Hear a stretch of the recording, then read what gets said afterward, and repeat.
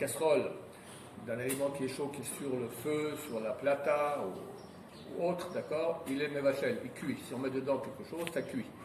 Et non seulement si on met dedans, mais même si on verse depuis cette casserole-là sur quelque chose de cru, alors c'est aussi une cuisson, et une cuisson c'est interdit de la Torah. Une question qui se pose chez les poskim à propos d'une louche.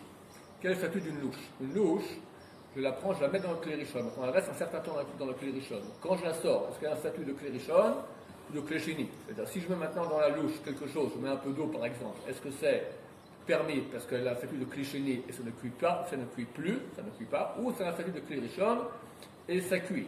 Idem, verser depuis la louche sur un plat dans lequel il y a des choses, un peu d'eau, de la sauce, des choses qui n'ont pas été cuites, est-ce que c'est permis ou interdit?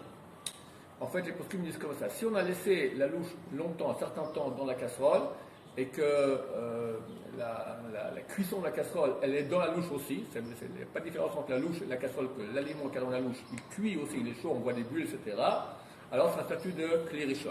Si ce n'est pas le cas, on a juste posé dedans, on a sorti, et l'aliment qui est dans la louche n'a pas le temps d'être en situation de cuisson, alors c'est un statut de klérishon de mettre dans la louche un aliment, ça c'est interdit, de verser de la louche sur un aliment qui n'est pas cuit, ça on peut autoriser.